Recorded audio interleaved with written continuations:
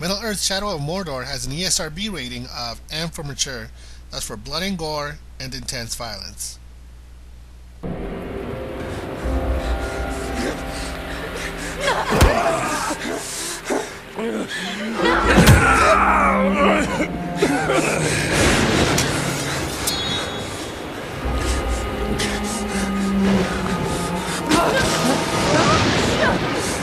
Father!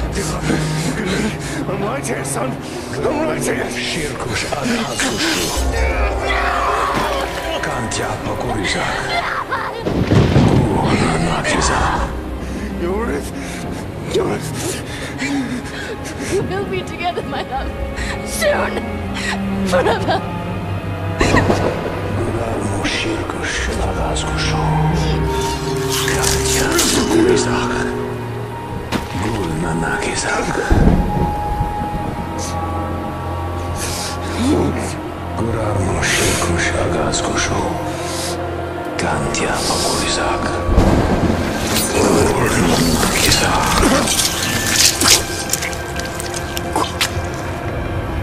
Come back to me, Elf Lord.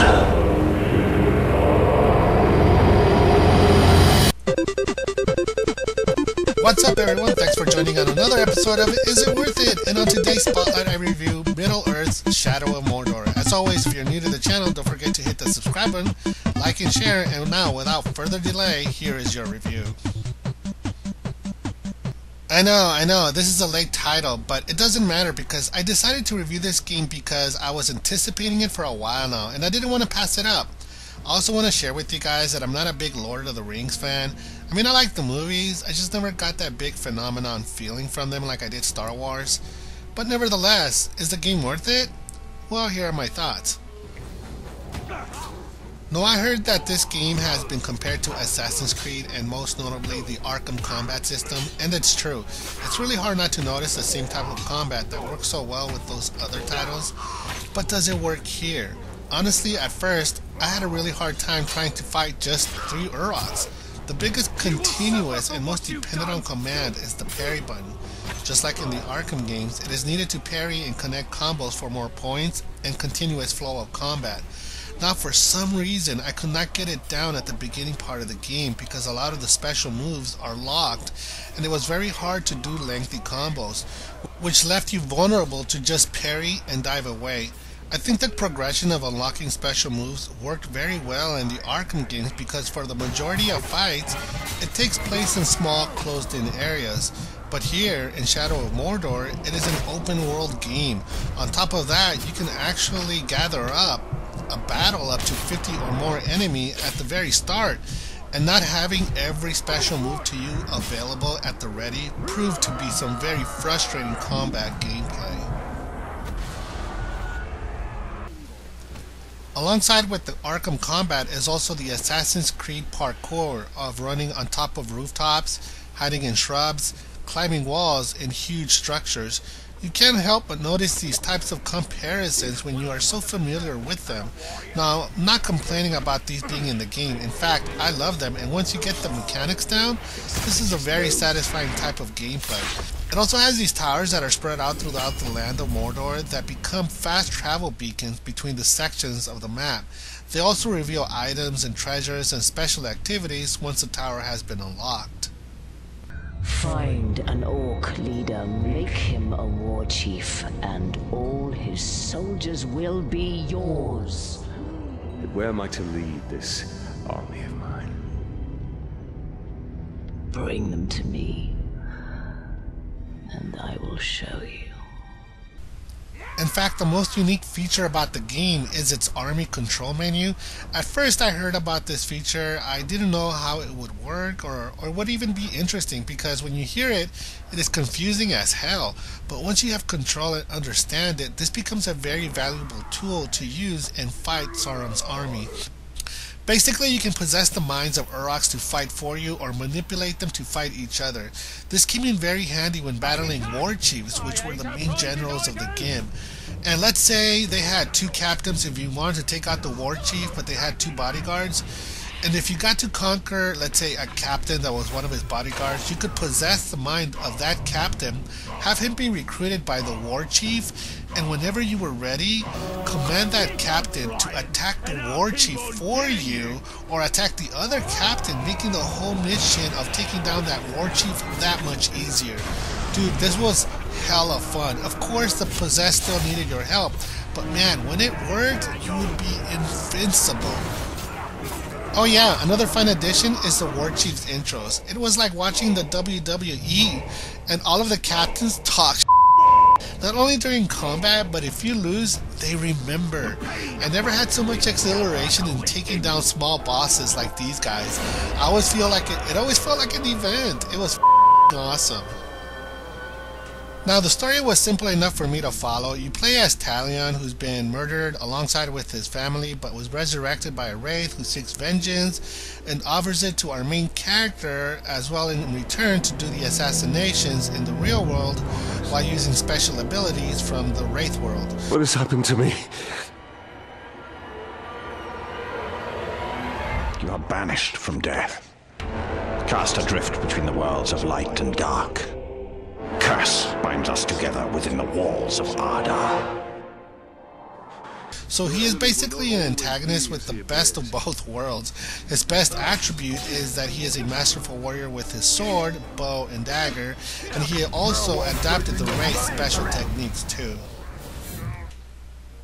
Now, of course, all these techniques need to be unlocked. Now, you can buy the abilities by doing side missions, hunting down secret artifacts or items. You can earn points to buy upgrades to abilities and special moves. You can also upgrade your only 3 weapons in the game, the sword, the bow, and the dagger. Each of these can individually be enhanced by adding special runes that you collect by defeating captains or completing side activities for extra damaging power. I do have a complaint about the menu system though.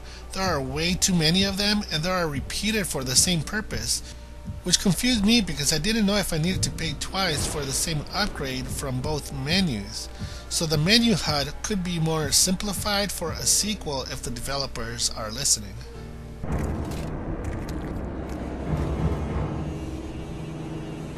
So the local war chiefs did nothing to prevent this sacrilege?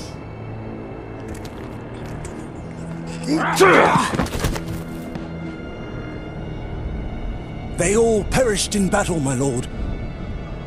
All except me, War Chief Ratbag.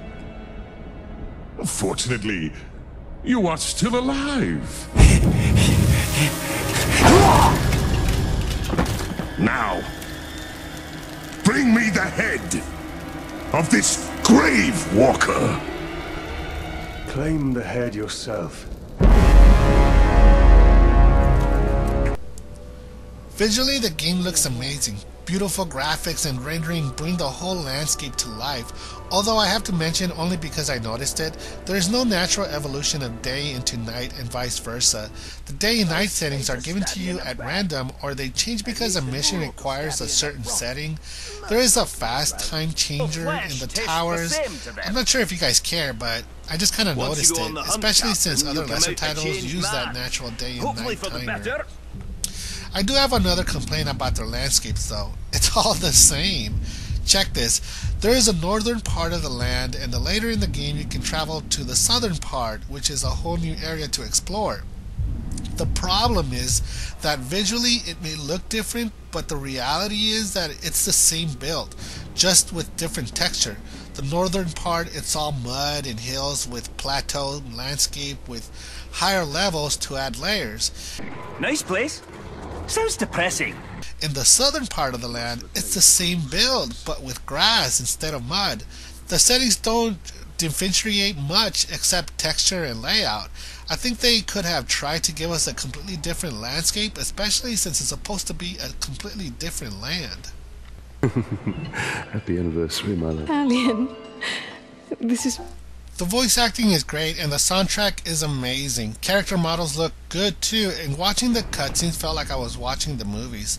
So audibly and visually, this game does an amazing job pleasing both the ears and the eyes. Nasty Ranger. He knows nothing of the Bright Master. I know of his legend. how Sauron deceived you into making the rings. He tortured both you and your king. And the precious. The master makes it too. Where is it? I have no memory of any such thing. Why would it even matter? The master must remember. Yes, he must. So, is Shadow of Mordor worth it? I've been looking for a single-player campaign that I could get lost into, and I found it. Upon the completion of my time playing the game, I have accumulated almost 50 hours of gameplay, and I still want to go back and collect everything that I missed and take part in missions that I ignored the first time. There are a lot of collectibles and things to do.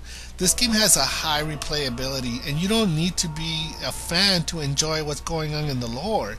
It's a simple story of revenge and dark fantasy that I think many who are not in particular with the Lord of the Rings franchise will still enjoy, like myself. With its beautiful cinematics, comprehensive combat layout, and simple controls, it's a simple joy to pick up and get into. The menus could be redesigned because they can be confusing. The beginning part of the game might be its weakest point of interest, but once you are immersed into the combat, it's really hard to stop. This game has dropped in price since its release, but I still like to give credit where it's due. And this game deserves high marks for its development. So if you can get it cheaper, great for you. But I feel this game is worthy of $49.99. Now, I'm also issuing coins for their achievements in greatness and excellence, and I would like to award this title with a well-deserved silver coin of greatness. As always, here are the opinions of other sides. Thanks so much, you guys, for watching and supporting the channel. I have fallen way behind and I'm really trying to catch up. But if you guys subscribe to the channel and send me a like, you'll be the first ones to let know of my many upcoming reviews, rants, and let's plays.